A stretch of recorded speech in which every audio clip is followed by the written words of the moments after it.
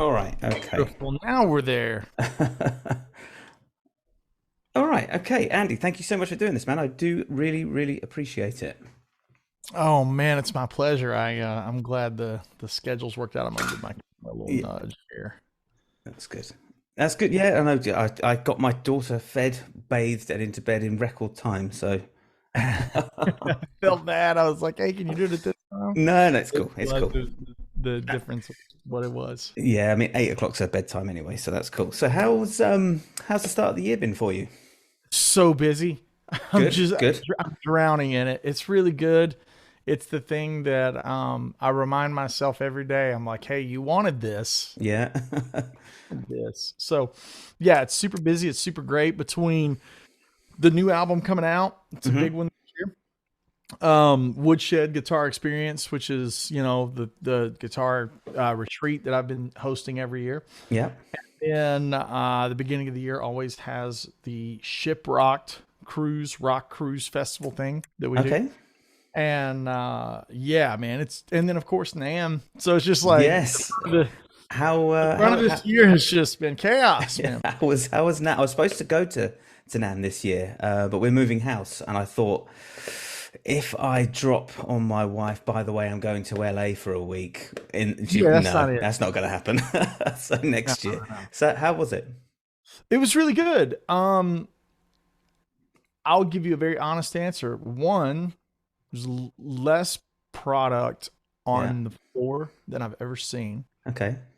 Kind of a bummer, kind of a negative. Two, this number two here, it's a positive. It's the most people I've seen in years. Like Well, that's good. it was packed, and the energy was there. Right. Yeah. I think what we're going to see though is what will be what will be NAM's purpose if major manufacturers don't show up. Okay. You got no Fender, you got no Gibson, like they're Yeah. not there, right? You got no PRS, they're not Yeah. there. Sir came, but it was like such a bare bones, it was just like a opportunity for, them to have some artists to sign and shake hands, and John Yeah. was there and stuff. But like they Nice. had three guitars and one amp, and it was it's like Yeah. nobody's doing the mega thing because that's a bit antiquated, isn't it? Like the Yeah. idea Yeah. of a trade show in 2024 is a bit antiquated. So, if NAM shifts its purpose into more of a fan con kind of thing, then Mm. I think that's really where the magic is, right?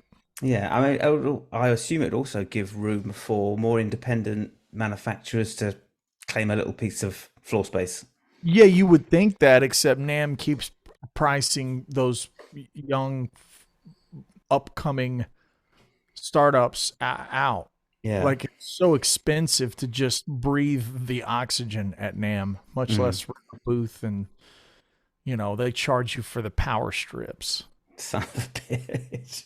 So it's like if you're a startup company, are you going to spend money on that? Are Well, you I going to guess, I spend guess money not. on manufacturing? It's like Yeah. it's just an interesting spot. I would love to, if anybody at NAM is watching this, give me a call. I want to sit in your board meeting and give you the actual reality of what's going on, not good or bad, just like, Okay. hey, this is working, this is not. So call me. Call him. Yeah, man. Okay, cool. So, I mean, it sounds like everything's on the uptick. I mean, I first heard of you and I saw some of your playing, I think it was on a Ben Ella video about 4 or 5 years ago.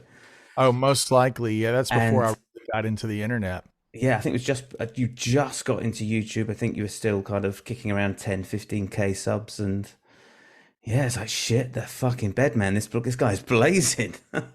Yeah, it's interesting, right? I was super late to the internet game because I've spent most of my life, obviously trying to polish and perfect and constantly chase music as a Mm, goal in and of itself. But then, most of my 20s, 30s has all been touring.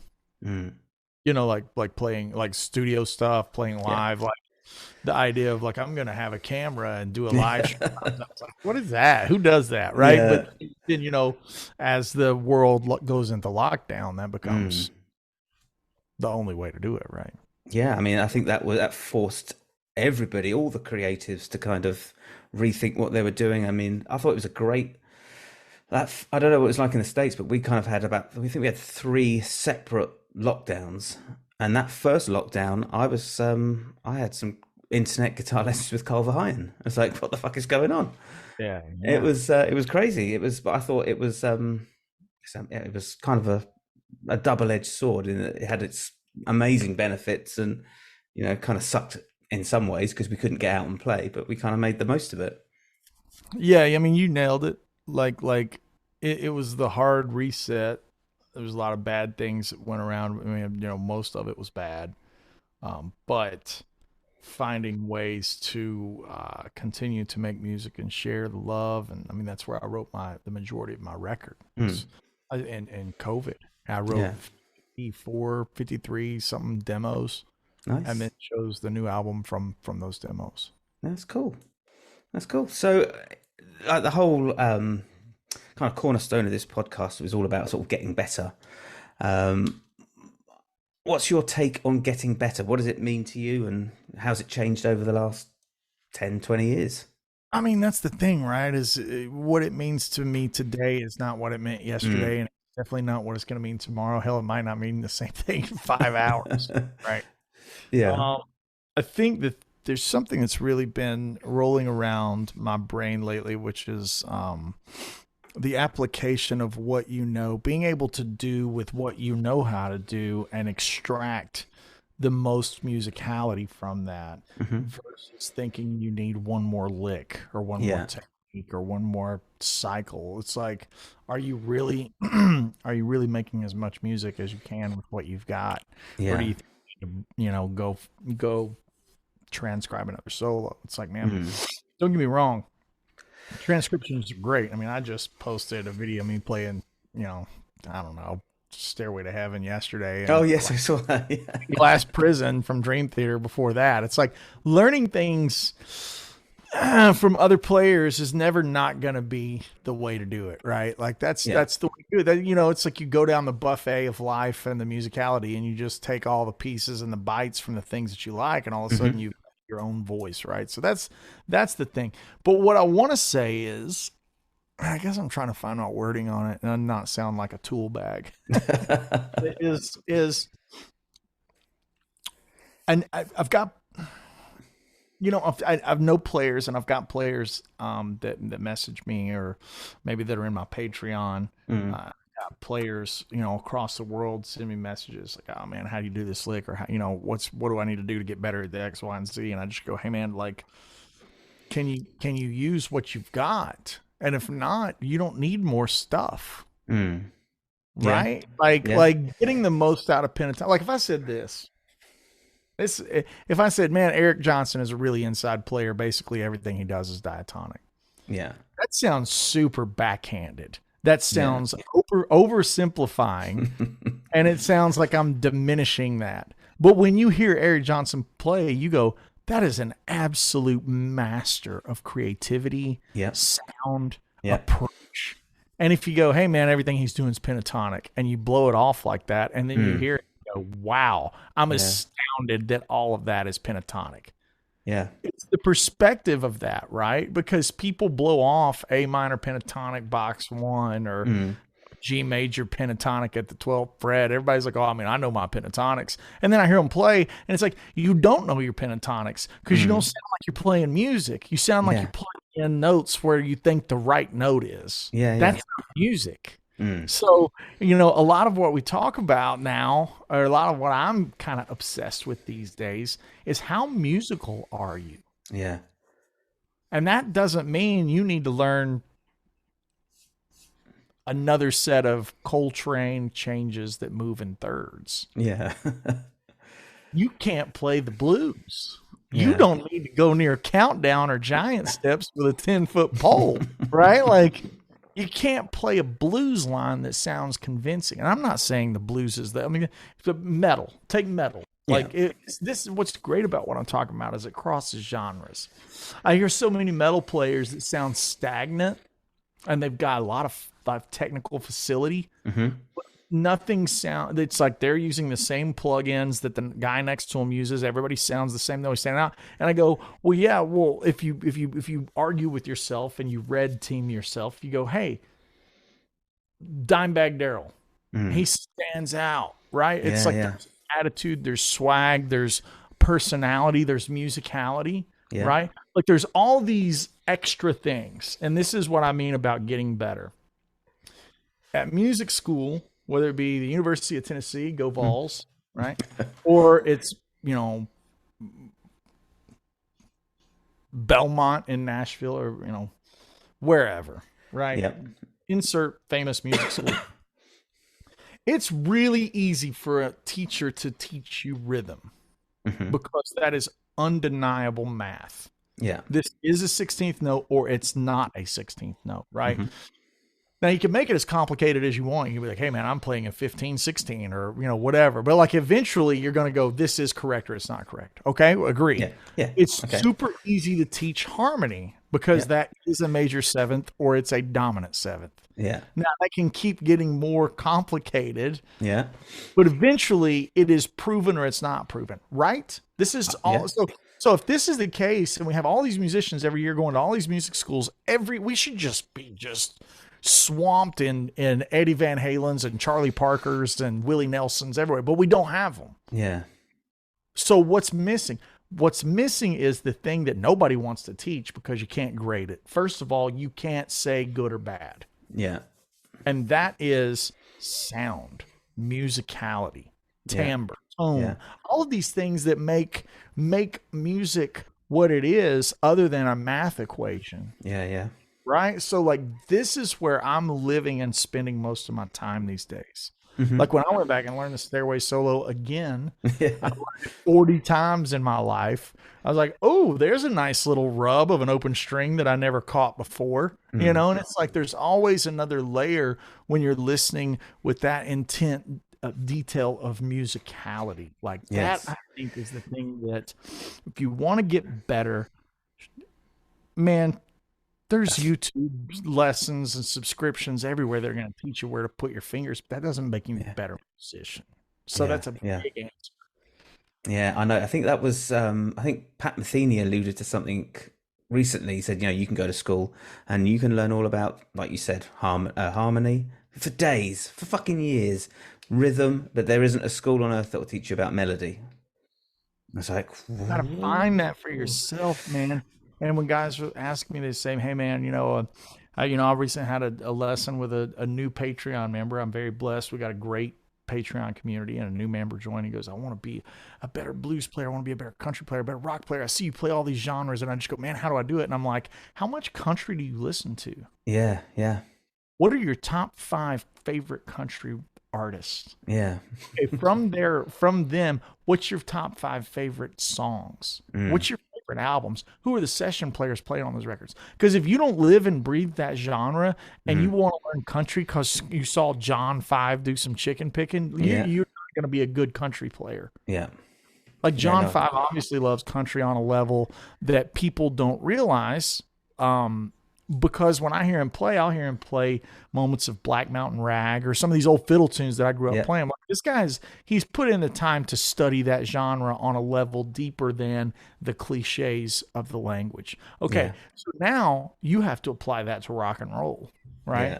When I say, hey, man, who's your favorite guitar player? And everybody goes, oh, man, I don't know. I'm like, well, you don't know. Yeah. Now, it doesn't have to be forever, but who's your favorite guitar player right now, today? You know, and it's like, you don't know the answer to that. You've got a bigger problem because you're probably not listening to enough music. I think you want to be a better musician, stop going through Instagram and making notes of what you think people want to click on and like. Because it was Polyphia stuff, flip tap, slap stuff that was a hot thing. It was the neo soul thing that was a hot thing. And then it's the Billy Strings thing. Everybody's trying to play flat top acoustic guitar. It's like, man, these are fads. What's not going to be a fad is Billy Strings playing it because it's not, he is not doing it for the clicks and the likes, right? Yeah. Like Polyphia is not doing it to get more clicks and likes. They just got the clicks and likes because what they're doing is a very authentic thing to them, right? Yes. And I think looking in that level of artistry is something that unfortunately TikTok brain doesn't encourage. No. Right? Like if Cause We Ended As Lovers come out today, would it make a splash at all? No. No, I don't think We it would. don't know the answer to that, right? Like immediately you say no, and it's like, why the hell did Chris Stapleton's cover of Tennessee Whiskey launch his career? For all practical purposes, it shouldn't, right? Yeah. Okay.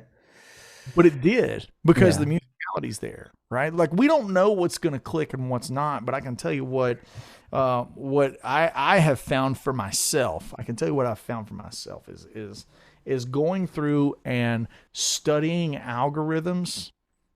That's not ever helped me. Yeah. You know, like you always can see it when a new product comes out. Every gear influencer has the product and they all make the review of it on the same 4 or 5 days. Yeah. And then you never hear from it again. Yeah. Versus a product that is genuinely awesome.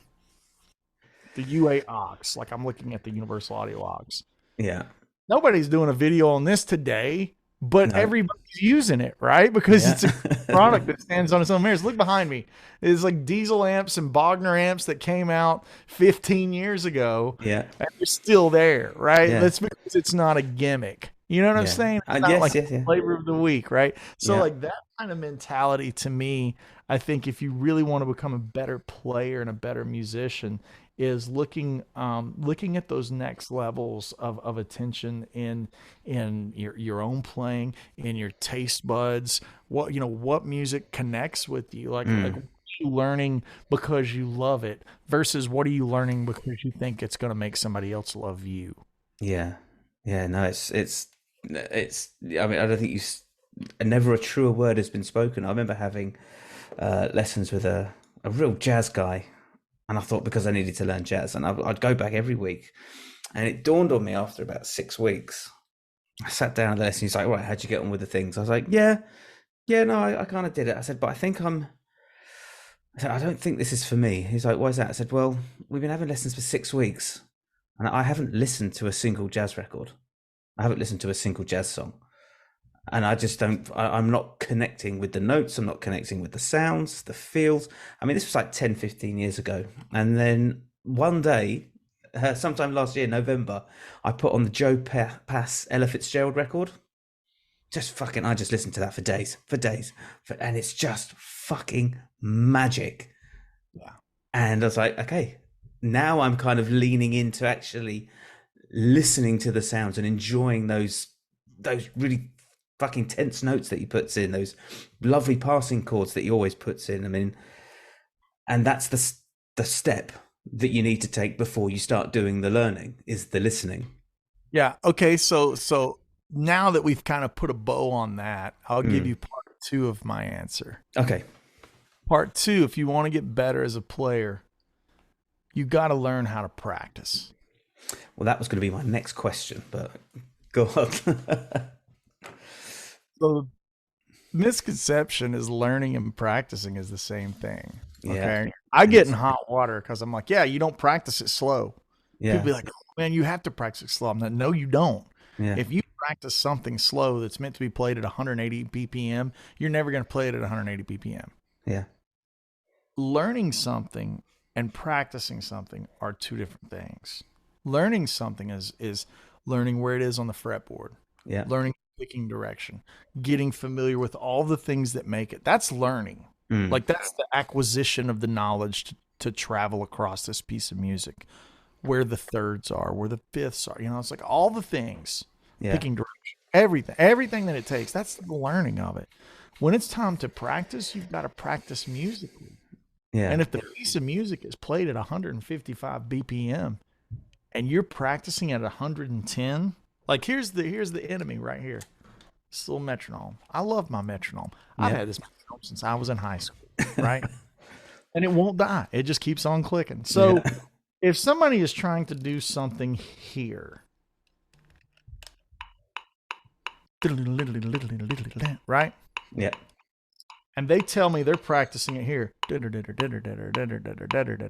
I'm like, there is literally 70 BPM between those spots. Yeah. And the physicality of the hand is so different, even though you're still alternate picking. Yeah. Everything is so different at those 2 tempos that practicing at that slow speed and clicking it up 4 notches you're eventually going to get to 120 Mm. and be like, I can't play it any faster. And that's because you're trying to play it at 125 with Yeah. the muscles that it does at 110. And you Mm. need to practice using the muscles and the tensions and the things that function at high tempo. So Yeah. to me, my practice regime is like, if I'm going to play freaking, something nuts, like last year touring, we covered the old Steve Morse tune, Too Many Notes. That was Oh in our yeah, yeah, live set that we yeah. covered. And that's not an easy song to play, No. especially on alternate pick. It's really a handful. And if you're going to play that tune, you got to practice it close to the record speed and essentially buff out the errors at Yeah. speed. Yeah. And that way, when you're practicing it, you're practicing what it's like to actually drive at that tempo. Yeah. And that's completely different, right? So learning how to practice, learning the difference between learning and acquiring knowledge and application of knowledge, those are two completely different things. Because if you're never going to try to play something fast and your goal is to play something fast, and if that is your goal, like let's say you're going to work on an Albert Lee solo, which is going to be screaming, Yeah. Good luck. Off you go. Yeah. You're going to be so terrified of the tempo, you won't be able to play musically. Yeah. You've got to be comfortable at that tempo. Yeah. Like that's just got to be, and that's something that I think isn't reserved for the elite. That's something that's reserved for the people that have a bit of fearlessness Yeah. to go for it. And not only go for it, but have a tenacity to stay at that practice regiment with it sounding like a bag of shit, Bag of shit. Yeah. for a long time. Yeah. Until you buff out the errors. But when it's buffed out, you're used to playing at that tempo. Yeah. So I think that's, you want to be a better player, you got to learn how to practice. Yeah. Those same philosophies can be applied into melody as well. You want to be a more melodic player and all you're doing is learning guitar solos, you got to get to that next level. You got to learn what the singer sings. Yeah. You got to be able to play the thing that the violin plays. You got to to think musically. Don't think guitar player. Guitarily. Don't think guitarily. Yeah. Musically, right? Like Yes. the guitar is just the vehicle. And I think a lot of my perspective comes from guitar as a second instrument to me. Like I'm a mandolin player first. I grew up playing. Yeah. Here's I keep this little tape, this little cassette tape on my desk. This is me and my cousin and my granddad. Oh, cool. And we were probably 10 years old. Yeah. Maybe All right. 9 or 10 when this was taken, maybe a little bit older. I don't know, somewhere in that 9 or 10 range. And I keep it on my desk just as, a bit of inspiration, a bit of memory, and a bit of like hearing those old lessons in my ears. My granddad didn't have a sense of theory, Yeah. but it was about making the notes clean and playing something, playing it soulful, like things that are more existential than that's an A flat on the second beat of the measure. Yeah. Yeah, that's cool. I mean, I think you've already alluded to it, but do you think there's anything that isn't being taught either in schools or by teachers or on YouTube that really should be? Yeah, it's all this shit because It's all the same shit. Yeah. Yeah, it's just if I made this video on YouTube, it would tank. Yeah.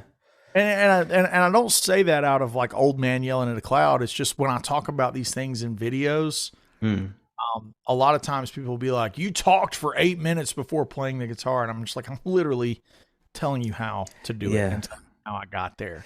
But you're too hungry for TikTok that you can't understand that I'm literally giving it to you. You've got gold here, and you're just not listening.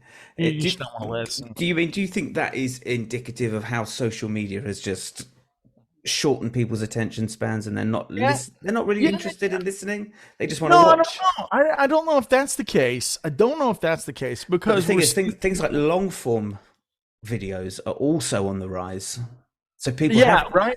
So like podcasts, like hour long, 2 hour long, 3 hour long podcasts are still like raking in views and listens, but then so are 30-second clips. There's I think now we're in the ocean of it all, and whatever you want is out there. It's just a matter of, like, you want to take an hour long podcast about Destiny 2, the video game. Yeah, I can find one. You want a 15 30-second clip on which weapon to use in Destiny 2, I can find you one. Like Yeah. now we're just at the point where everything's everywhere. Yeah. I think maybe that's what it is be aware of what you're looking for before you go out there and start hunting. Because if you type in how to be a better guitar player, you can get 50,000 different answers, probably 49,000 people that I don't think are good guitar players. Yeah.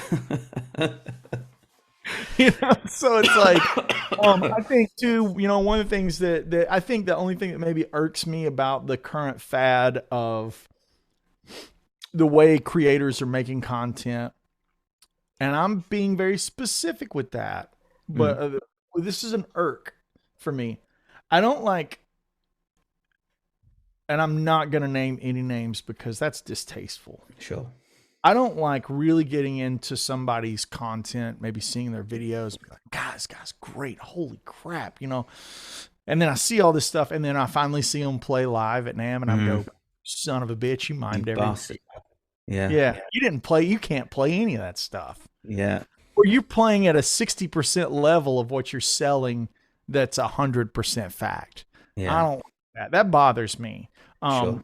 Because I have been blessed enough to have seen Van Halen 5 times. Oh, it's better than anything you ever heard of. And he's not playing the same solos. He's improvising.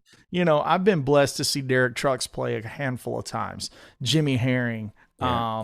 I can't believe I'm going to say this, but I trade solos with Eric Johnson or trade solos with some of the guys that I look up to. Brent Mason. It's like, I can look at Brent and I have no idea what's about to come out of that amplifier, but it's going to be one of the greatest things that I've ever heard. He's fucking off the rails, that guy. And Andy Timmons, right? Like these guys that just are on another planet. They're in another universe of excellence.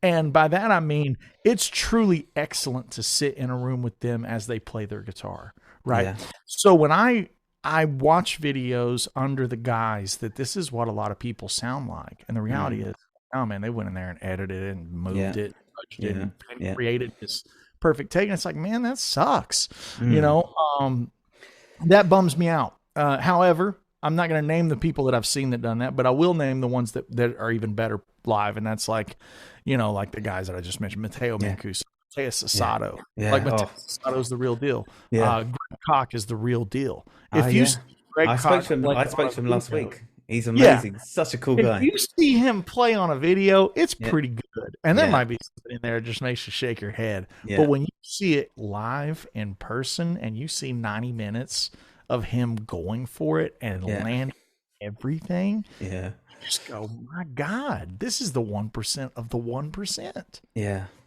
And so I think that's something that's really important to anyone out there watching it. If it's too clean and too good to be true, it probably is. And if you notice a lot of my videos, I'd say 85% of my videos are all iPhone camera phone. Yeah. And I do that with purpose so you can hear the strings of the instrument. You can hear the scratch of the pick. And you're like, oh, well, he didn't go in there and fix it. Like, this is good, bad, or ugly. You think I'm the worst guitar player on the planet, which is fine.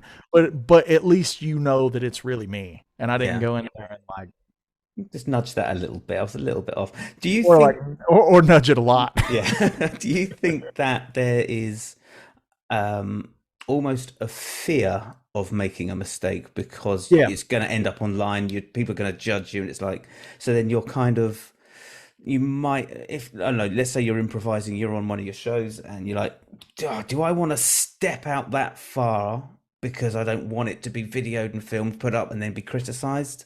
I mean, that's like, it. Fuck it. That's it. Yeah. We're talking about that edge, that edge, the end of it, of I know I can do this, or man, shall I? Do I go for it? That's what made Jeff Beck Jeff Beck. Yeah. He's the guitar player's guitar player. Yeah. A lot of people say he's the greatest guitar player of all time. Now, I don't know what that wording means, but if there's a top 5 greatest of all time, Jeff Beck ain't number 5. Yeah. So, yeah. And now I challenge anyone to go through and just sift through the first 30 seconds of all the Jeff Beck solos that are out there that are live. Yeah. 40% of them are going to have some kind of mistake or flub, or what we would call an imperfection, a Yeah. warp, whether it be a hand noise or like but the other 60% are so great. And so with that ratio, it shows you that he lived on the edge. He lived on the absolute edge of his ability every time he played, right?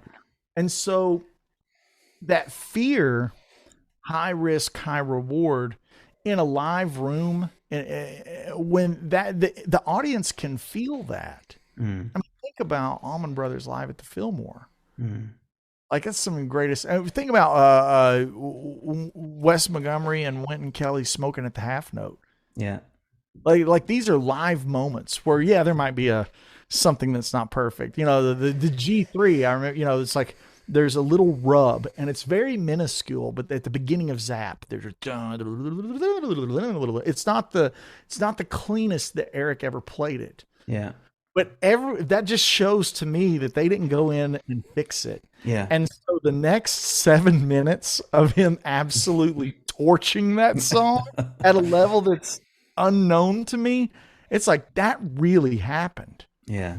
That really happened. So this fear of that you're talking about, it's a two-sided thing. It means that, you can sit in your studio and on Logic or whatever. I've got all the devices here. We all do. It's like, God, you can do it on a freaking iPad now. Yeah. To edit crap out of anything. You could go in there and nudge and move and take away all that risk, but all you've done is eliminated the humanity out of it to a point where it's like, now you're trying to sell risk and danger, especially as a rock guitar player. Yeah. As a rock guitar player, I've got to have risk and danger. I've got to. Yeah. I mean, as a blues guitar player, I've got to have risk and danger. There has to be that, because if you're laying back and playing everything safe, it just does not sound cool. It just does not sound like the genre should sound. Yeah. So, and I don't want to sound like perfection means that, because if I am making house music or I'm making, a Skrillex record, right? I need those to be inhumanly gridded. I need those remixes to be, because that's the nature of that music, right? Yeah. I think there's some metal that would require that level of automation, where you'd want to make sure the kicks are automated, Yes. Yeah. But again, you can't go too far down the rabbit hole of that, or it loses its swag. Like, we saw Killswitch Engage on Shiprock. They were one of the headliners. They had no laptops, and they just went out there and just played. Just like 5 dudes just went on stage, and they were the best band on the boat. Damn. Not because of the laptops. They just sounded huge. Yeah. They sounded dangerous, and it also was so slick and so perfect that when those things were landing, you're like, there's not an assisted. They don't have training wheels on there. It's really happening, right? So the audience can feel that, and they can see that, and they can sense that. So it's like, you end up with these magical moments throughout musical history that we all revere, right? Like Eric Johnson, Austin City Limits, right? It's like, that's like one of the ones, right? And like, these things happen all the time. Live at Ronnie Scott's, Jeff Beck, right? Like, it's one of these like monumental, you had to be there, right? Like the Zeppelin stuff live. Like, I think Jimmy Page is a great example of this. Like, he's one of the sloppiest guitar players of all time. He's one of the greatest guitar players of all time. Like execution didn't equate, excellence. Yeah. Right. Yeah. And that's really important, is to remember, it's like, what are you trying to say? What are you saying? And if you're timid, the intro to Custard Pie is not going to be cool if you play it safe. It's just going to sound like a Shell Branch song. I mean, I saw it, or I heard it. It was Marty Friedman was talking about playing live on stage, and it's like, who the fuck wants to come to one of my shows and see me play this perfectly? I want to be on the fucking edge, and it's got to be a show. People have paid $20, $30, $40, $50 to come see me play. I've got to put on a show, and if that means that I've got to sacrifice some technique, then so be it. And if you want the CD, go listen to the CD. Yeah, I mean, it's there. But if that was the case, live records wouldn't be as popular as they are. Yeah, like, can he do it live? Yeah, of course he can do it live, but people are listening to that, they need that. Like I think Yeah. that's why, you know, the Carlos Santana can still headline Caesar's Palace in Las Vegas. Yeah. Yeah. Because you're not going to go hear the album. It's Yeah. you Yeah. see the show, you know. Yes. Yeah. No, I agree, and I think that that experience of seeing it as well is just priceless. I mean, I just booked tickets to see Jerry Douglas. He's coming over here in the summer, Oh, that's beautiful. This and I'm bass just player like, that son of a bitch, man. Yeah. bass player that plays with Jerry Douglas is a guy named Daniel Kimbrough. Daniel and I went to University of Oh, no Tennessee. way. We're great friends. We've toured together. Daniel Yeah. and I have opened for so many acts. Daniel and I toured. We were opening for Freak Kitchen. Right. We used to open for Morgable. We did another one where we were opening for. It was either Mike Landau at Lincoln Theater or it was the Aristocrats at Lincoln Yeah. Theater. But Daniel is great. He's my musical director for the Woodshed Guitar Cool. Experience. So Cool. when you go to that show, just go up to Daniel and be like, "Hey, man, Andy Wood," and he'll Yeah. just probably just shake his head and walk off. Oh, that guy's back again. Oh, that guy. Okay. Is there and it's like in terms of practice, what does it look like these days? I don't even know. No. I sat down this morning and I like to be inspired. Oftentimes I want to throw credit where credit is due. It sounds like I bash the social media thing. I don't bash it. I'll be inspired by that. And I actually saw a Tim Henson video and I wanted to learn some licks from it. So I sat down with it and stole me some licks. Yeah. I think Tim is a really great player. Tim will mime stuff. You know, I like the video I was watching was him in his studio. It was obviously mimed because when I slowed it down, fingers off the fretboard and it's, you know, it's still ringing or whatever. It's not bad. I think Tim is a really creative player. And he's using technology to serve the purpose that he needs to use it. Like, so be it. Like, whatever. Yeah. I'm not saying some people get a get out of jail free card or some people don't, but you can go see Polyphia live and they play their stuff. Yeah, they use a laptop. Yeah, whatever. They've had shows where the laptop goes out. Like, whatever. But Tim had some really crazy stuff, and I was like, "Ooh, that's neat." I like the way that he was, you know, tapping up to something and sliding this finger back. Yeah. So that inspired me, and then I got to being like, "What if I tap with this finger and go back with a walking motion?" So it inspired me to find a new avenue of something that I didn't have before. Yeah. And then an hour later, I had a new, you know, toolkit, new color in the New palette. paintbrush, New paintbrush, right? So that can easily flip to something as old as Stairway to Heaven, or another one I was playing on was Misty Mountain Hop, and that intro is such a weird intro because I hear it as ba da da da da da da, and when the drums come in, I hear it as ba da da da da da. It's like, so I hear it kind of. Where is that? Where's the one? Where's the one? You know, it's like, but that's the mastery of John Bonham, right? Like everybody, you know, rock and roll. Yes. Right? It's the and of three. I think so, yeah. But how many gigs have you gone on? You've played that, and they've started it. Yeah. 1, 2, 3, 4. Papa. Well, so when that happens, I just know that I'm going to fix it for them and just let them. But yeah, these types of things are really the source of my practice. And before that, for the past 2 years, my practice revolved around finding my statement, less about trying to emulate anybody else. And it's like this new record, the name of the new record is Charisma. And, you know, working on that and finding my statement in that was my practice. Yes. It was like, you know, it's like I was coming out of pandemic, lost my dad, lost my grandfather. I'm sorry to hear that. I was like, you know, it kind of hit me in a multitude of ways. I was like, man, if I die tomorrow, am I known as a guy from Instagram that can play guitar good?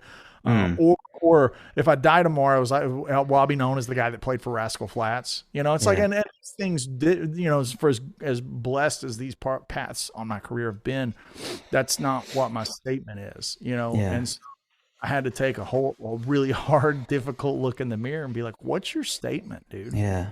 What is it that you've got to say?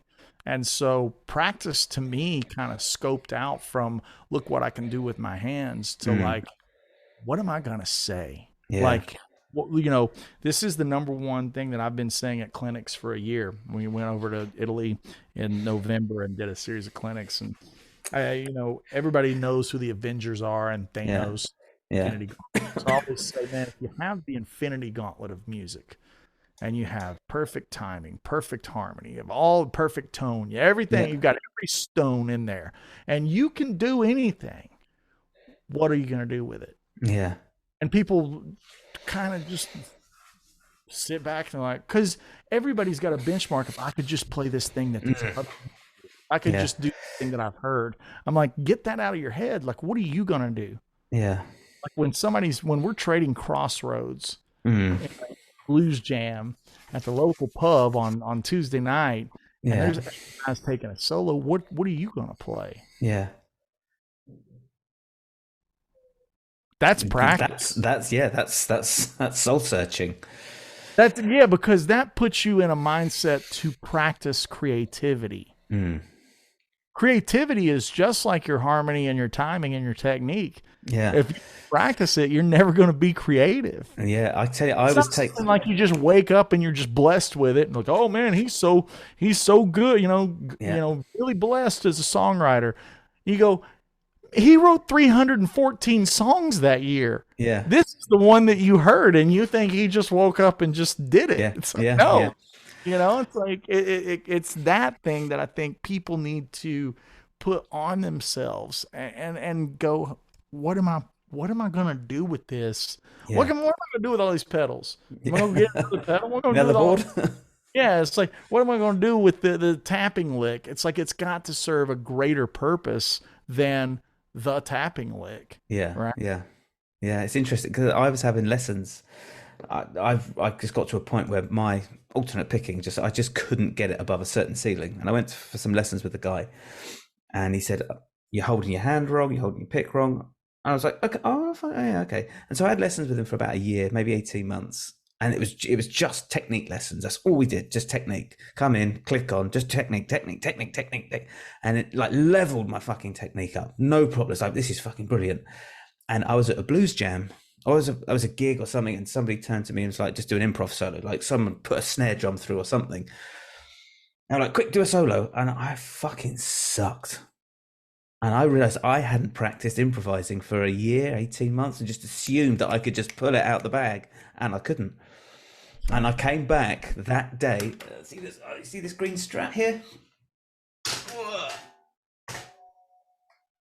I came home, I tuned it to E flat, and just started playing Hendrix.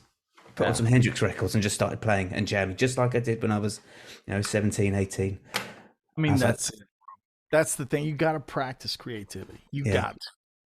And when you ask me what my practice is, it's like, yeah, man, there'll be a little nugget of technique, but man, I haven't practiced technique for years. I mean, and when I say that, I don't want it to sound like I don't use technique or work on it.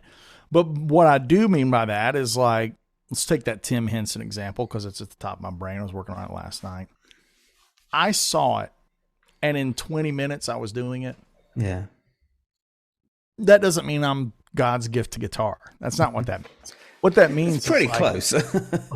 What that means is, like, my technique is at a level to where it's like that doesn't take a lot of translating for me to, like, especially if it's a diatonic lick. Yeah.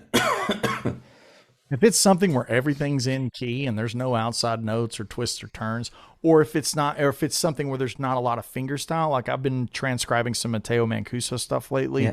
But reason is his technique it's awful for picking. So I've been working up hybrid patterns and combination of hybrid and middle finger stuff. I've been working on this technique stuff. So it's like the Tim Henson thing was a guy that plays guitar like I play guitar. So transferring that was like drawing a straight line. So boom. Okay, there it is. Right. Versus if I'm going to work on a Brent Mason solo, he plays finger style, or a Jerry Reed solo, or someone that's playing something in the way that I don't play the guitar. Right. Yeah.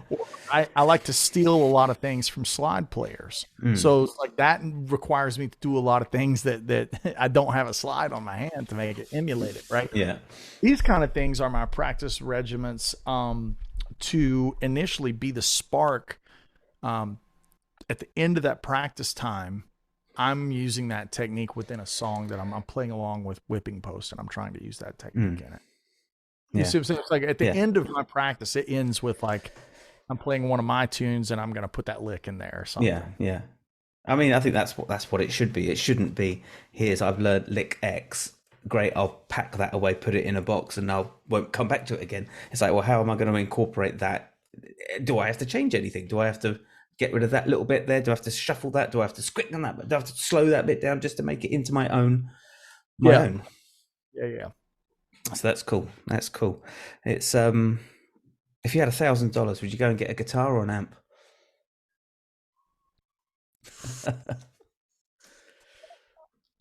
At this point in my life, amp. What are you only reason I say that is I you know, with this lovely guy right here. This is something that I designed with Sir, 10 years ago, and now it's like it's a very successful line of instruments, but it came out of solving the problem. It's like, that's the guitar. If I only have one guitar on the planet, that's the one. I'm good, right? Like, I'm good. I got the thing that can kind of let me do a little bit of everything. Yeah. Now, that's not to say that I don't want a Strat or a Les Paul. It's like, but for $1,000, I'm probably going to hunt down some kind of little Princeton or Tweed or something like that. Something that's got some character. Yeah. For $1,000, I mean, I might even get 2 of those Van Halen 15-watt amps. Yes, yeah, they're killer little things. The little icons. Yeah. Come in stereo. Killer. It's like, that's $1,000 well spent. Yeah, yeah. But if you were asking me years ago, when I didn't have the endorsements and the free gear and stuff like that, if you were asking me years ago, I would have spent it on the guitar. Okay. Well, situations change, but yeah, that's cool. Have you got any plans? Are you coming over to the UK, Europe again? Man, I really want to. I just was over there in November. So it looks like my next Europe trip might end up being the Guitar Summit thing in Germany. Okay. That's not for sure yet. Obviously I juggle things with Gary LaVox and the Rascal Flatts guys, based on touring with that as well. But I definitely want to come back over under my own trio. And there's plans, to do some touring with that, and I'm wondering if it's even not just like doing a maybe a G3 style tour with some of the guys from Woodshed. That'd be kind of fun. Yeah, that'd be killer. That'd be cool. Well, if you ever over the UK, I owe you a couple of beers or a case of beers. So it would be good to hang out and meet up in real life. Yeah, man. Cool. Well, I can't thank you enough for doing this. I really do appreciate it, and I know really how great busy you are, and I'm sure you get asked to do these kinds of things all the time. So I love doing them, man. It's like I can get up here and get on my little soapbox and yell out at the world. Practice creativity. I want to know everyone's statement, right? Like it's cool that the world has another cover of Tornado of Souls, but the reality is like Marty ain't retiring today. Chico ain't retiring today. Those guys are gonna be playing that solo on stage. What's your statement? What are you gonna do? Yeah. Yes, that's cool. Well, I do really appreciate it, and yes, I'll thank you again, and we'll speak online, I guess. All right, Tim. Thank you so much. Cheers, Andy. Thank you very much.